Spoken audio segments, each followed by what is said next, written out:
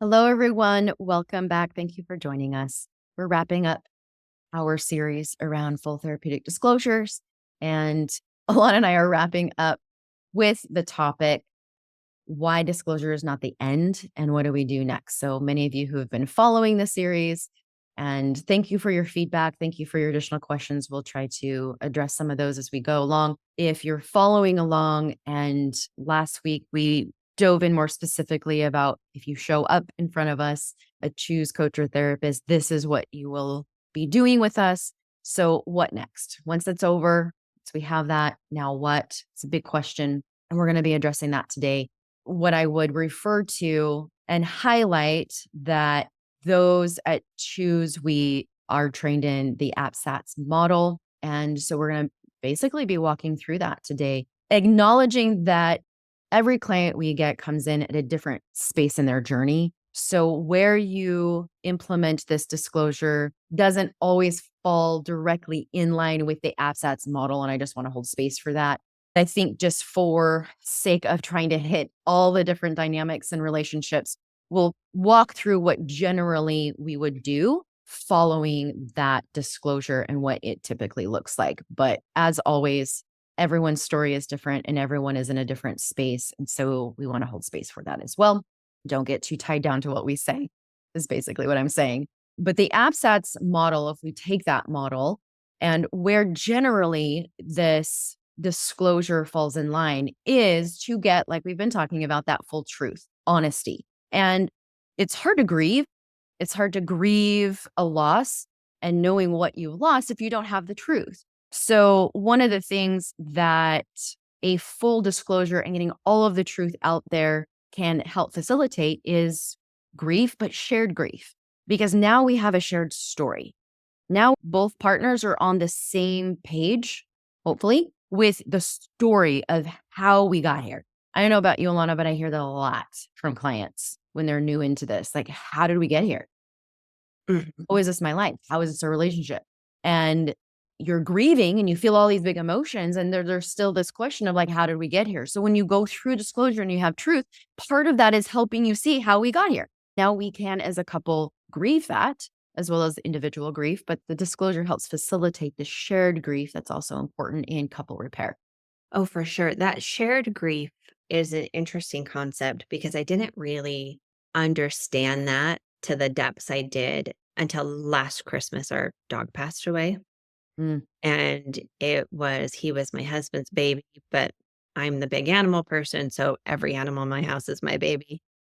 But it was interesting, the two of us grieving together because there was this deep sadness, this deep loss, but there was also a turning towards each other and wanting to be with each other in that pain because nobody understood the pain like we did. yeah. And it's interesting because I think about betrayal trauma. There is a very individual grief that the partner will never truly, fully comprehend. And for the person who did the betraying, there's grief there too. So you have these individual griefs, but this shared grief, this grief that you both share as a couple, the loss of what was and then needing to rebuild something new, learning how to start with that same understanding, that same narrative, and then being able to grieve that together really does help lay that foundation for future healing work. Yeah. And we've talked about this so many times, Alana, in our past episodes around recovery and some of the elements there of transparency and honesty and humility and accountability. That's what's coming up as you're talking too, is that we're able to share the story when we have those elements also. Because it's hard. Like, I'm thinking about my betrayed partners, and a lot of times they find themselves stuck because the story isn't still shared. There's still a level of defensiveness or blame shifting that can creep in. And that's what I see get in the way of that shared story. It is a big deal. And I didn't think it was or know about shared grief until I got trained in the APSATS model. And it really resonated with me. I was working with a couple and they were stuck and they didn't quite know why they were stuck. And they were both really doing good work individually. And even in a lot of areas of the coupleship, I brought up shared story, shared grief. And it was like, click. Oh, that's what we haven't done. And so your example there of No one knows what we have been through as a couple together. This is our story and we share our story. We're on the same page with our story, which is a big deal. But being able to turn towards each other in that, where so much, I think sometimes our couples are turned away a little bit towards each other, but really turning towards each other. There's a level of vulnerability and intimacy that couples that I think can be really beautiful. That was the missing piece for my couple. And they ended up having a really beautiful experience with that. So it's an important piece. Mhm. Mhm. It can be easily overlooked. Couple things just that I'll just ramble off and stop me if there's something you want to go into more detailed with, Alana, but shared grief, shared story, a plan for rebuilding trust. That's what's next. What's our plan? How betraying partner are you going to rebuild that trust? What does that look like? Partner, what are you looking for? How are we watching? Alana, can you go into what you've also included as part of an individual and couple plan for afterwards? Yeah. So one of the parts of doing the full disclosure work is coming up with the aftercare plan of what happens when we leave. So there is the safety plan that the person who is seeking recovery has created that really goes into what is this actually going to look like feet on the ground when I go home. And there's some key elements that I'm going to go over in a minute. The person who's seeking recovery, the person who is in healing, and the coupleship will have these key elements built into their plan. So that person will have their safety plan. The partner in healing, they'll create their own safety plan.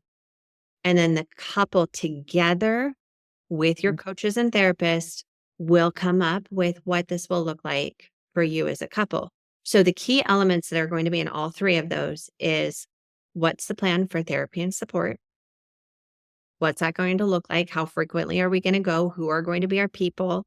Support is like, who are our support people? Mhm. What's part of our recovery capital if the person who has betrayed is who's their sponsor, who is their accountability partner, who is their therapist, who is in their group that they can call. And same thing for the partner who's been betrayed when you're spinning or in a trigger, because unfortunately, full disclosures don't get rid of triggers. They can help regulate your body more, but they don't make triggers just magically go away. Then who are you going to reach out to? Who are your safe people? And having all of that laid out before you walk out the door. What is your self care plan, which includes your dailies?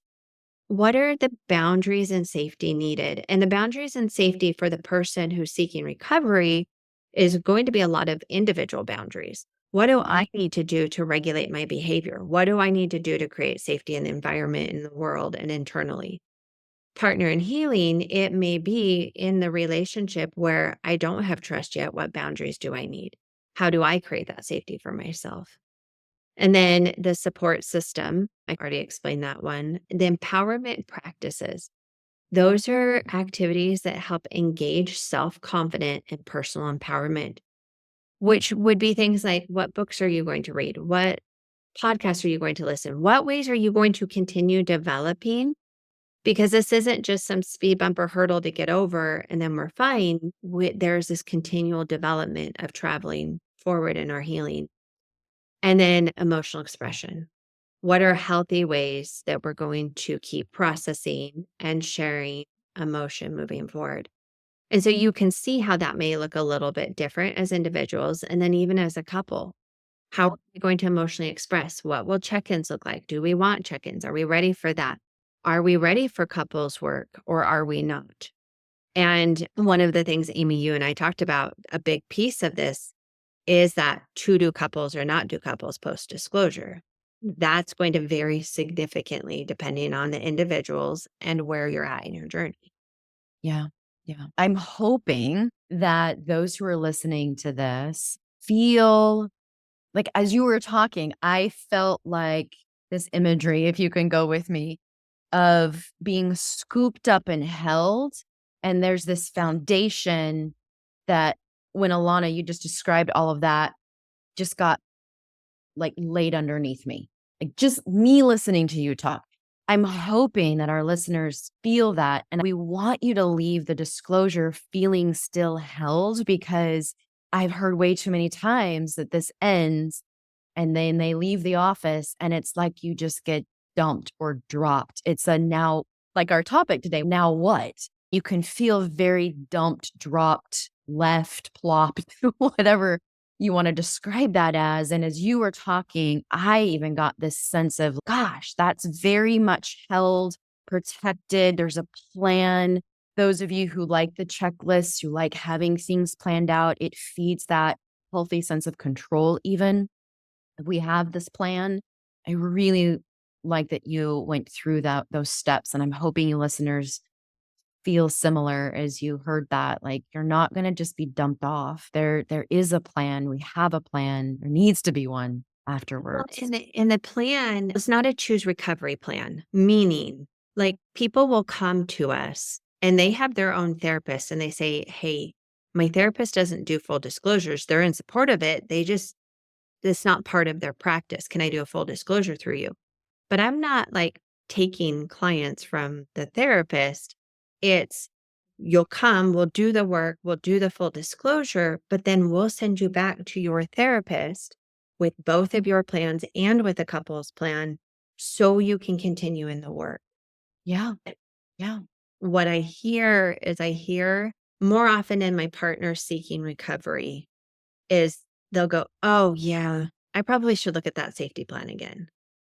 And so if you do this and we send you home with a plan and then you put it in your desk drawer and forget about it, it's not going to do us any good.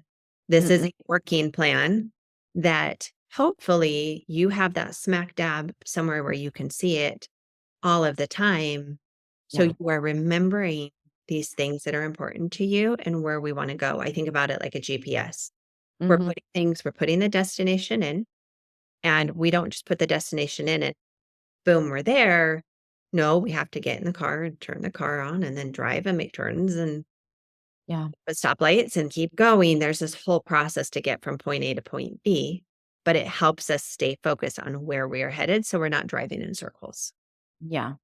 That's important because what I think we're gonna talk about just a little bit next is some of the pitfalls that happen after disclosure. And so when we have this plan, and again, to your point, whether you're bringing it back to other professionals or you're sticking with maybe one of us at choose, either way, that plan is helping to prevent some of these pitfalls. So, for example, unrealistic expectations. We've seen that show up quite often if we Can don't you have.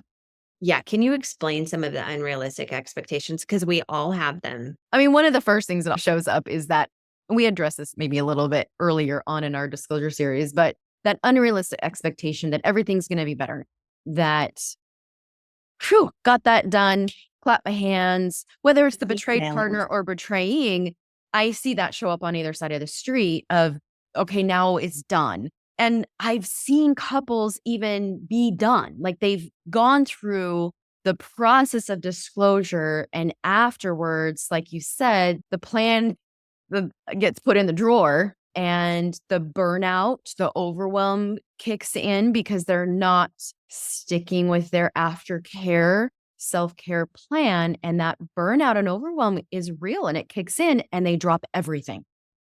Yeah, Everything. it makes me think of the book Burnout, and they Yeah. talk about that concept in there about people when they accomplish something big, then it's really common that they'll have some kind of like their body shutting down and a burnout.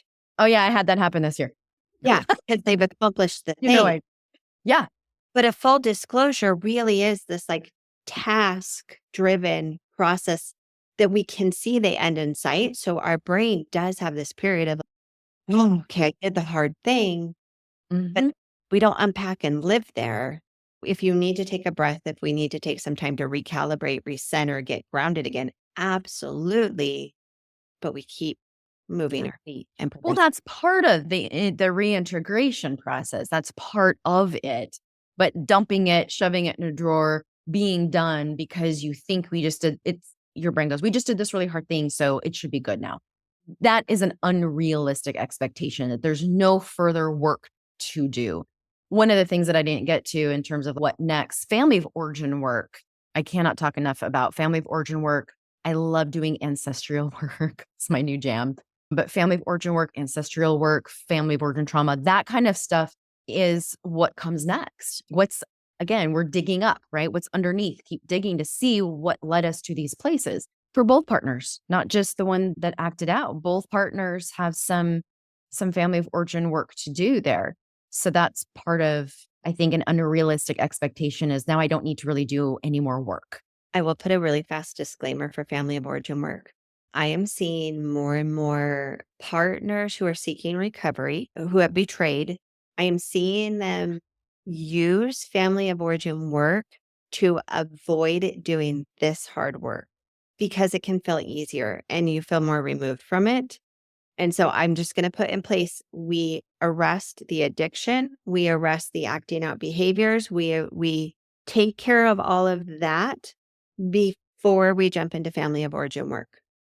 We stop the bleeding, we get the blood pressure regulated, then we can wheel in for surgery and go deeper and do the other stuff. But we're going to tend to the immediate trauma first. This is why we disclose in the very beginning, depending on where you are at as a couple coming into us saying, I'm ready for a disclosure. These are the little nuances that I was talking about earlier. Yes, it's one that often gets, for me, it falls under that unrealistic expectation because it is something that I see, well, I'm in recovery, I'm good, or I'm not acting out. We did the disclosure, like I'm good. So there can be this idea that I don't need to dig any deeper. And so I think my point in sharing that too, for you listeners, there is work to do. There is no arrival. I don't believe as human beings, we get to an arrival place. Do we get to a more regulated, stable place? Well, of course, that's our goal. But is there an arrival to our growth, to our learning, to our processing? No, because as human beings, we are always being impacted. We're always discovering as we stay aware, as we stay present. And it can be a beautiful leaning into and towards when you can embrace that I am a developing human and it's part of my value system to grow and develop as a human always for me, for my partner, for my children, for my posterity. So I hope that that's something that can become an expectation personally and in a coupleship, that we are not going to put an end date on our personal growth or couple growth. We're always learning and developing. I think that's an unrealistic expectation to think that you arrive and we're done. Here's where my brain goes is the way everything on this earth works is if you don't tend to it, it goes back to its natural state. Even with our minds, if you're not using those neurons, then they're not going to be firing together. They're not going to be wiring together. And your brain is going to go to the simplest path. If you're not using your muscles will weaken and shrink and go down. And so even if you're not this person of, look, I'm not this big self-help person. That's not one of my values of a ton of self-growth. Okay, I hear that. But to even maintain what you have takes effort and work. Mm-hmm. Yep. Otherwise, we will have regression. Yep. And so going back to it's not a one and done. So even if you're not super gung ho the rest of your life, we still have to have effort to even maintain those neurons firing together that we already have. Yeah, absolutely. That's one of the things that we just need to radically accept as humans. Which may take time. I think another pitfall sometimes after disclosure is, I mentioned it a little bit earlier, but is that overwhelm or backlash that can happen after a disclosure. Unfortunately, I've seen that present as well. But I talk out of both sides of my mouth here for a minute. The overwhelm, I want to validate. If that happens, if you feel that, I think there's two different maybe types of overwhelm that we can discuss. I think the shutdown overwhelm is one thing, but just this is a lot. And so, Alana, like you mentioned before, I think it is appropriate in many cases. And I've shown up like this or had clients show up this way where we've like, okay, let's do what I call an active recovery, where we're not doing so much of the things. Like maybe we do pause on podcasts and books and additional information that you're uploading to your brain all the time. you have just put a lot of effort and work into. Full disclosure, I work out, I lift weights. And if I do that every day and stress my muscles every day, it's too much. So I make sure that I do active recovery days where I'm slowing down. I'm doing a walk, doing yoga. I'm still working my body.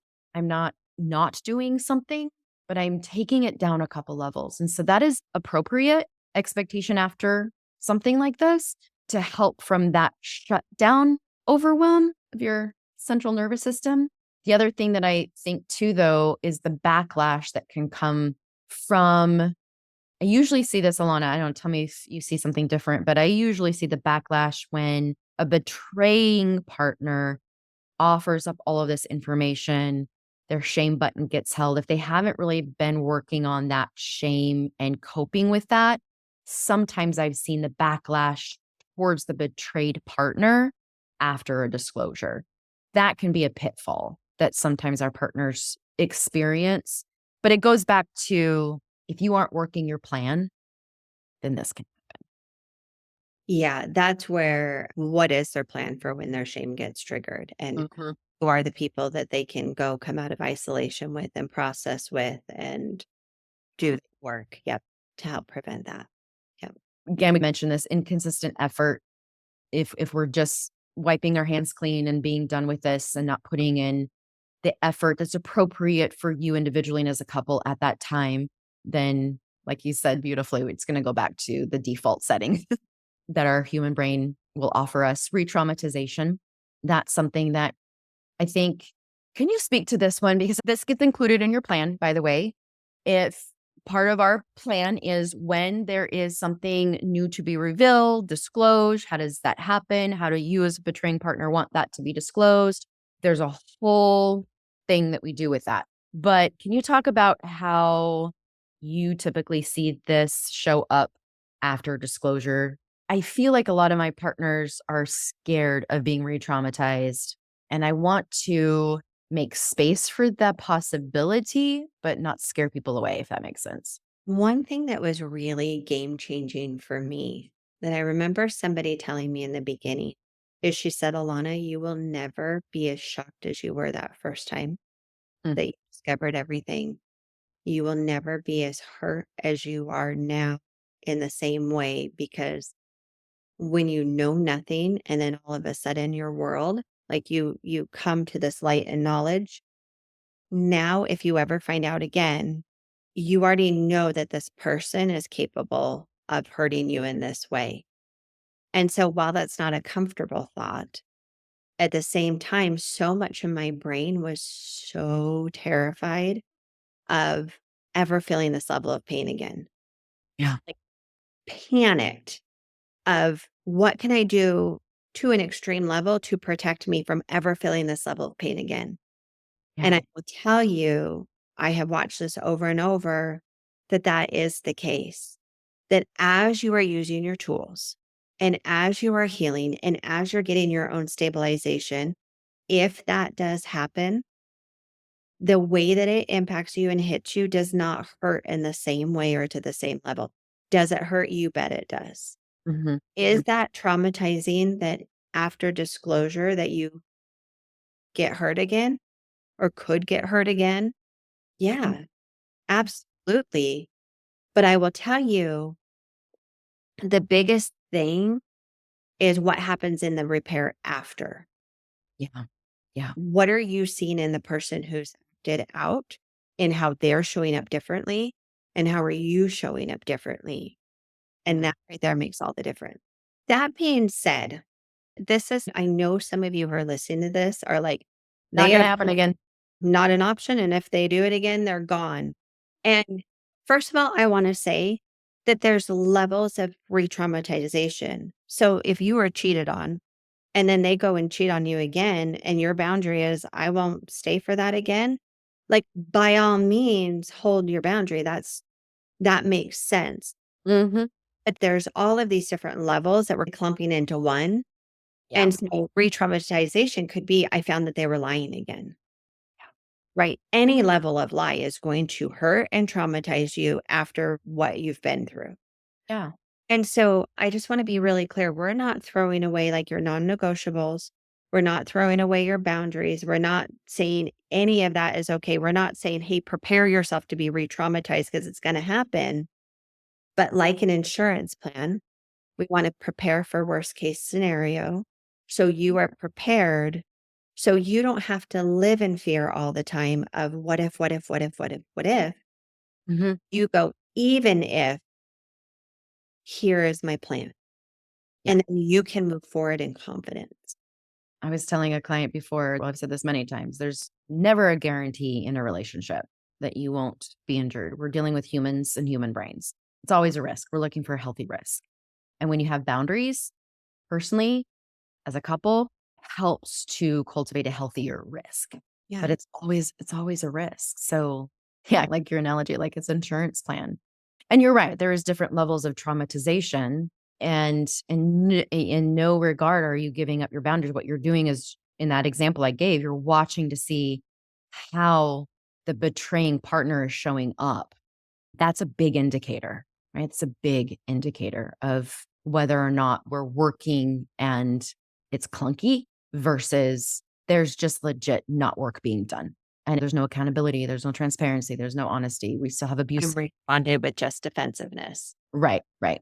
There's a difference. So this is why still working with professionals to help navigate afterwards is really important, because there's, as you're seeing us try to touch on all these different scenarios that we know happen and try not to leave anybody out as you're listening going, but what if your professional will help you with all those what ifs. The last thing I'll just mention is time. Healing takes time, and try not to put, this will go under my unrealistic expectations, try not to put a time limit on it.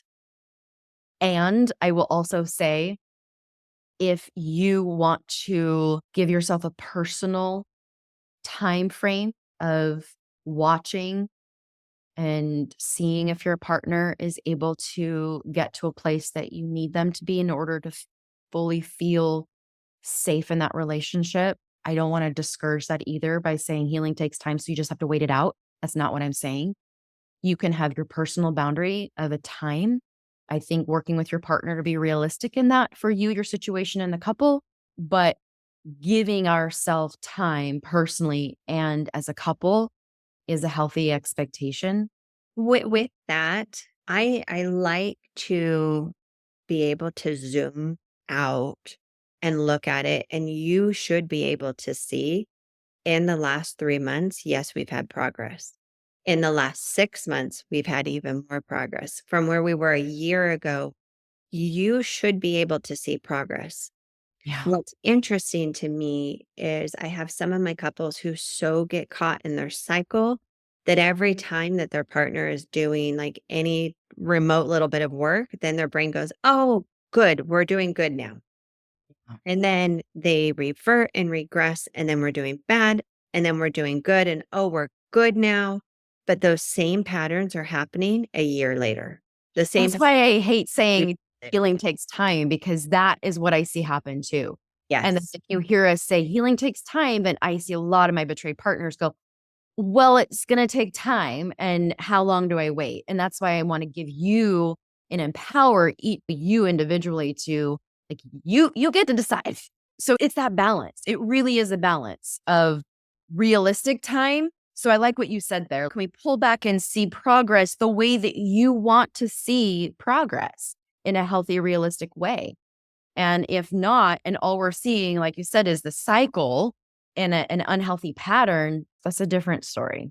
But yeah, some of these things that we bullet point and say, I'm like, but I see how it gets There's always used. that. Yeah. I see how it gets used against a lot of my partners and keeps people stuck.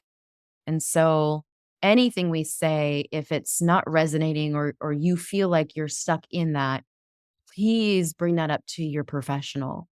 Again, we're giving guides, we're giving generalities to help you, but be very mindful to not take everything we say as the end No. all be all.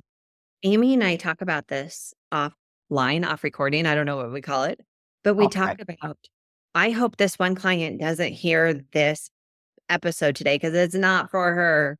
It is so nuanced. And we cannot hit on every little piece of this. And even when we start the full disclosure process, we sit down with the partner who's been betrayed and we go, okay, what are you needing? What are you looking for? What level of information do you need?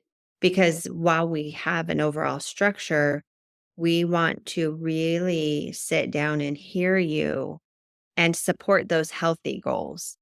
Now, if you have goals that aren't healthy, ethically, we still have to do best practices and stay within our ethical guidelines, which I have had to use. But at the same time, your situation, your story is different than anyone else's out there. And you yourself are the expert in your own life. And sometimes it doesn't feel like it, or we can't access that.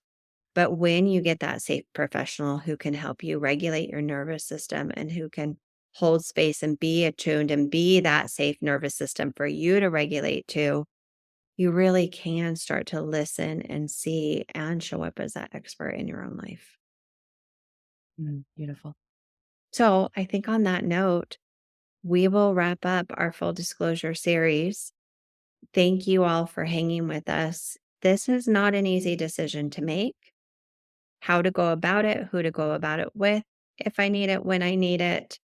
I do suggest talking to whoever your professional is and exploring that because there are so many pieces here that really do lay some beautiful foundation work for your relationship and for your healing.